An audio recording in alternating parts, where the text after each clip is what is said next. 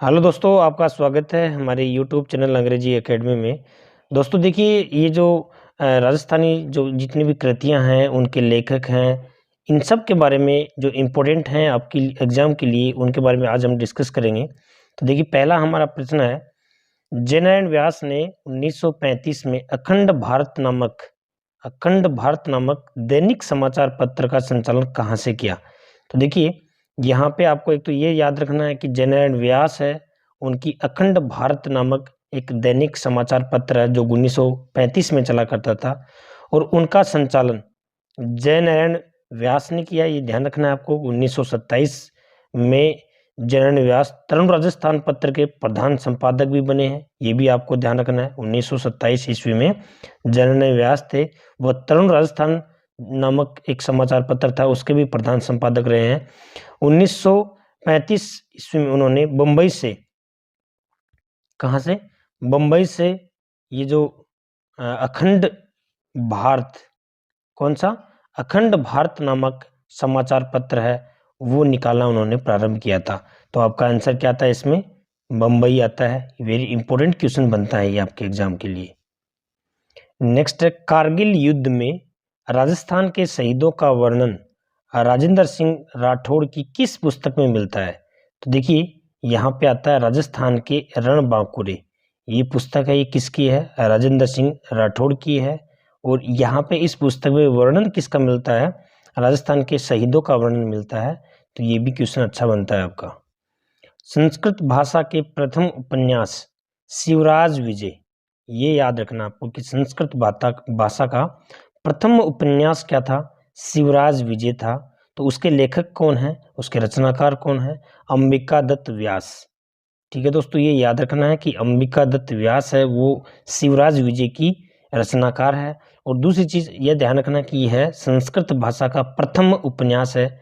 Very important question बनता है ये भी।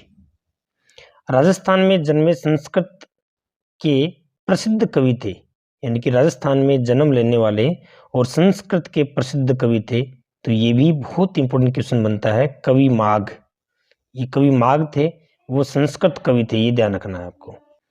मोहनोत्तनयन श्री ख्यात के संदर्भ में निम्न में से कौन सा कथन है वो असत्य या फिर सत्य कथन कौन सा? ये ध्यान रखना। नैन्सी ने राजपूतों की शाखाओं का वर्णन किया है। ठीक है, इसमें तत्कालीन समय के सभी प्रगणों की आमदनी, ठिकानों, रैक चाकरी, भूमि की किस्म, फसलें, सिंचाई, इन सब का वर्णन है इसमें, ये भी ध्यान रखना है आपको। मारवाड़ी व डिंगल भाषा में लिखी गई है, ये भी आपको ध्यान रखना है कि किस भाषा में है। मोहनोत्तनयनसी मारवाड़ी एवं डिंगल भाषा में। और इसको राजस्थान का गजेटियर भी कहा जाता है। राजस्थान का गजेटियर किस कृति को कहा जाता है? मोहनोत्तनयनसी को। तो इसमें सारे के सारे बिल्कुल सही हैं। इन चारों बातों को आपको ध्यान रखना है कि मोहनोत्तनयनसी है, वो राजपूत शाखाओं का वर्णन किया है। इसमें भूमि की किस्में, फसलें, सिंचाई, सब का वर्णन है। और ये मारवाड़ी व डिंगल भाषा में लिखी गई, ये ध्यान रखना है आपको। आगे है, वह पुस्तकालय जिसमें खजूर के पत्तों पर लिखी हुई अनेक दुर्लभ पांडुलिपियां संग्रहित हैं। देखिए, अच्छा क्वेश्चन बनता है ये भी। जैसलमेर में स्थित है वह पुस्तकालय जिसमें खजूर के पत्तों पर लिखी हुई अनेक दुर्लभ पांडुलिपियां हैं। तो ये कहाँ है? जैसलमेर के अंदर है। गीता प्रेस जो गोरखपुर में है ना, उसकी स्थापना 1923 में हुई, ये ध्यान रखना है। यानी कि गीता प्रेस गोरखपुर है, उसकी स्थापना कब हुई? 1923 में। राजस्थान में जन्मे किस व्यक्ति ने की थी? ये वेरी इंपॉर्टेंट क्वेश्चन बनता है ये भी। हनुमान प्रसाद पोद्दार ने। किसने की थी? हनुमान प्रसाद पोद्दार ने। नेक्स्ट है, राजस्थानी भाषा शब्दकोश के रचयिता, ये वेरी वेरी इंपॉर्टेंट, काफी बार पूछा गया है। इसके लेखक हैं सीताराम लालस। देखिए, सीताराम लालस द्वारा रचित राजस्थानी हिंदी वृद्धकोश, काफी बार क्वेश्चन से आता है। राजस्थानी वृद्धकोश यानी कि वृत्त शब्दकोश, काफी लंबा चौड़ा है, सबसे बड़ा है। तो ये सीताराम लालस ने लिखा था, ये इंपॉर्टेंट क्वेश्चन बनता है ये भी। राजस्थानी भाषा के भीष्म पितामह किसे कहा जाता है? राजस्थानी भाषा है, उसके भीष्म पितामह है कन्हैयालाल सेठिया को कहा जाता है। महाकवि कन्हैयालाल सेठिया है, ये राजस्थानी भाषा के प्रसिद्ध कवि थे। और इनको 2004 में पद्मश्री साहित्य अकादमी पुरस्कार, 1998 में ज्ञानपीठ के मूर्ति देवी साहित्य पुरस्कार इनसे नवाजा गया है, और ये भी बहुत इंपॉर्टेंट क्वेश्चन है। राजस्थानी भाषा का प्रथम पाक्षिक समाचार पत्र कौन सा था, जो ब्यावर से जयनारायण व्यास द्वारा निकाला गया। देखिए, राजस्थानी भाषा का प्रथम पाक्षिक समाचार पत्र ध्यान रखना है, कहाँ से, ब्यावर से, और किसके द्वारा, जयनारायण व्यास द्वारा। तो वो था आगी बाण। आगी बाण नामक समाचार पत्र है वो 1932 में प्रारंभ किया गया। कब किया गया, 1932 में। और यह समाचार पत्र किनके द्वारा, जयनारायण व्यास के द्वारा। कहाँ से, ब्यावर से। राजस्थानी भाषा का प्रथम राजनीतिक समाचार पत्र भी है। तो ये काफ़ी सारी चीज़ें इसके बारे में आपको याद करके रखनी है। सर्वहित समाचार पत्र का प्रकाशन बूंदी में किसके द्वारा किया गया। देखिए, सबसे पहले आपको यह ध्यान रखना है कि सर्वहित समाचार पत्र किसके द्वारा, कहाँ से किया गया, बूंदी से। और यहाँ पे ये किसके द्वारा किया गया है, ये आता है पंडित राम प्रताप शर्मा। ठीक है, ये जो बूंदी से प्रकाशित होता था, इसकी स्थापना का ध्यान रखना, ये 1890 में। इसकी स्थापना कहाँ से हुई, कब हुई थी, 1890 में हुई थी। नेक्स्ट आता है अधूरे गीत, सुलगते पिंड और खुले अलाव पकाई घाटी के रचनाकार। देखिए, अधूरे गीत, सुलगते पिंड और खुले अलाव पकाई घाटी के रचनाकार कौन है, हरीश बादानी।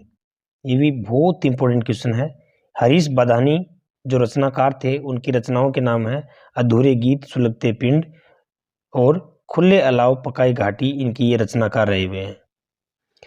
तलाश, आखिर की और कतरा कतरा जिंदगी, इनके रचयिता कौन है, सुषमा चौहान।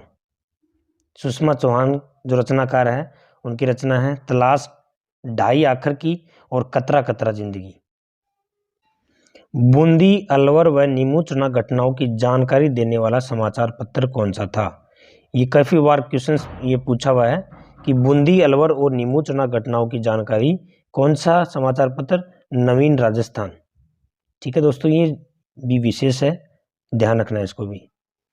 राजस्थान के किस संत द्वारा सत्यभामाजी नूरुषण की रचना की गई है। तो इसमें आते हैं दादू दयाल जी।